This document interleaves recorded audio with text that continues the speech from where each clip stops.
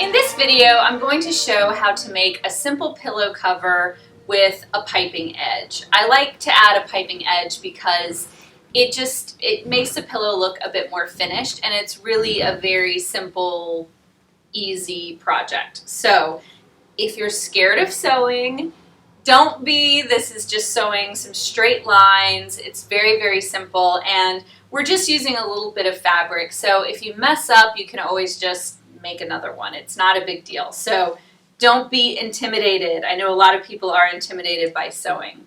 So I've got a 20-inch pillow form. You can find these a lot of places. My favorite places to get them are IKEA, or you can find them at Tuesday Morning, TJ Maxx. You can also buy them online from Amazon or Pottery Barn. So I just kind of look around and find them on sale. You can also, a great way to get some good pillow forms is if you look in the clearance section of like TJ Maxx or Home Goods and look for pillows that have really ugly covers but good inserts. And you can buy those usually for a good discount and just throw the cover away and use the insert. Also, a note about the insert, I like using feather-filled inserts. The reason being is they hold their, well, I don't want to say they hold their shape better, because I guess a polyfill pillow probably holds their shape better. But I like that you can continue to reshape and fluff feather pillows, and I also just feel like they're more comfortable. You sort of sink down into them, and so I always use feather-filled inserts. But you can use whatever you'd like. And then I've cut 2 pieces of fabric, and they're both a bit wider than the pillow form. So if the pillow form is 20 inches, then I would cut each of the pieces of fabric to about 22 inches square, so that I have an inch on all sides as a seam allowance. And this is just the fabric that is folded under when the pillowcase is turned right side out. So it's the raw edges of the pillow. You might not need a full inch, but I'd rather have too much fabric than not enough. So I've laid my 2 pieces of fabric on the work surface with the right sides facing together. And that's very important that you put right sides facing together, because we sew the entire pillow cover inside out. So in order for it to look right when you turn it inside out, you've got to have the right sides together. And if you do ever sew a pillow and you have the right sides facing out and the fringe is facing out, or the piping or whatever, and you turn it inside out, first of all, you're not the only person who's ever done that. I've done that plenty of times where I turn it inside out and I'm like, I didn't do it right. It's just all a part of learning to sew. So we have made this piping custom so that it matches this fabric exactly. You can buy pre-made piping at craft and sewing stores if you prefer. Making your own, though, is really simple. It's one of those decorating tricks that really makes a piece look custom. It just takes it to the next level. Start with just cotton piping. This is plain old, it can be called like cotton cording, and it comes in different thicknesses, so you can have really thin piping or really thick piping depending on what you want for your pillow. Then you wrap it in a fabric and sew that fabric on it. Now the key to sewing the fabric onto the cording is to use a zipper foot. And the zipper foot allows you to push the fabric nice and tight against the cording.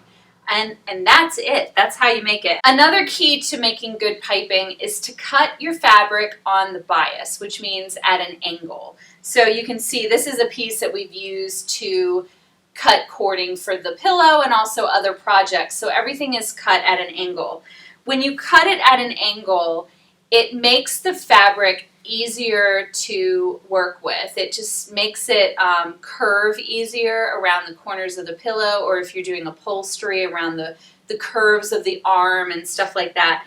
You can get away with cutting your fabric straight for piping, especially for something as simple as a pillow, and also if you're working with a very limited amount of fabric.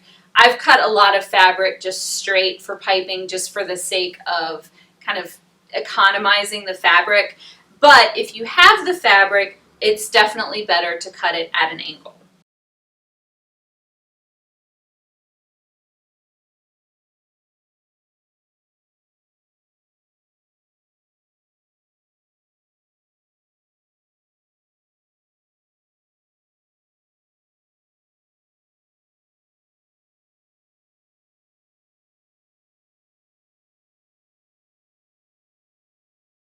I'm going to put the piece of piping running around the border of the pieces of fabric, kind of sandwiched in between the two of them, and with the raw edges all facing the same direction.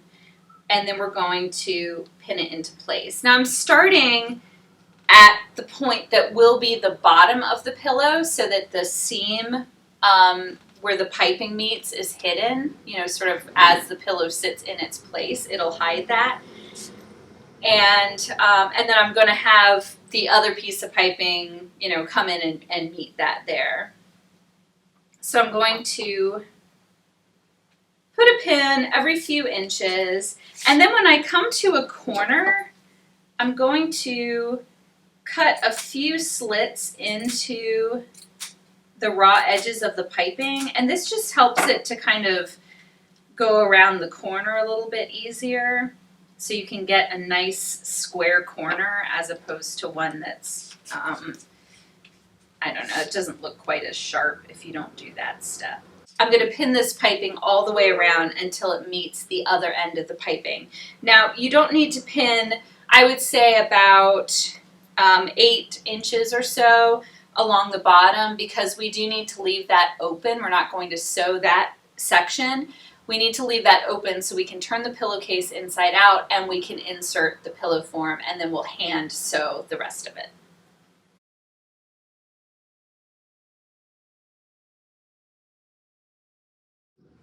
Okay, so I've sewed around the edge of the pillow, except I've left about maybe 8 inches or so unsewn so that I can turn the pillow inside out, or the pillowcase inside out, and I can put the pillow in.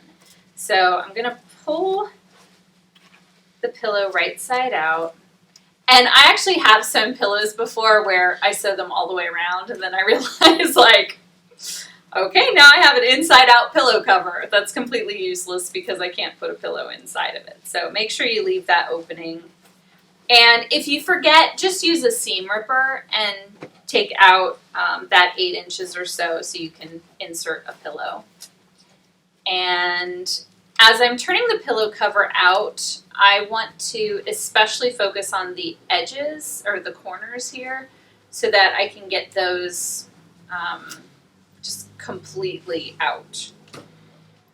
All right, that's the back, there's the front.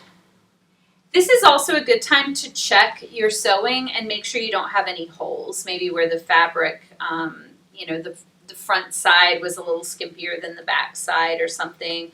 Make sure that the sewing is all nice and tight along your piping. And when you're satisfied with that, then you can stuff the pillow in. Another reason why I like these feather inserts is because they're easier to stuff in. Polyfill can be a little bit challenging. Stuffing this big 20-inch pillow though through an 8-inch hole is still a little bit of work, and you just have to take it slowly. Just kind of tuck in a little bit at a time, and it will eventually go in.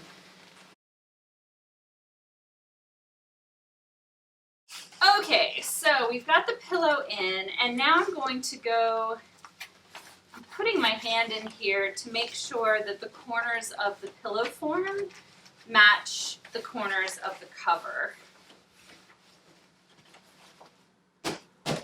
And then give it a good fluff, make sure it's all straight and looks good. There's the front. So now we've got this bottom piece of fabric to deal with here. Where the pieces of piping meet, you're just going to kind of tuck those under so they just sort of disappear into the seam.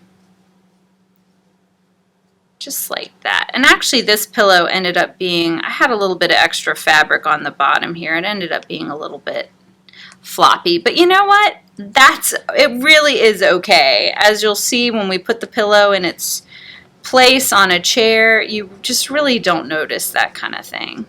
So if you do have some little imperfections here and there, don't worry about it. And then the more pillow covers you make, the better you'll get. And I've made hundreds of pillow covers, and look, I still make mistakes. So, but we'll fluff the pillow and kind of work that fabric out, and it's going to look great. So then once this is pinned, just do a sort of a running stitch along the edge, and then your pillow is done.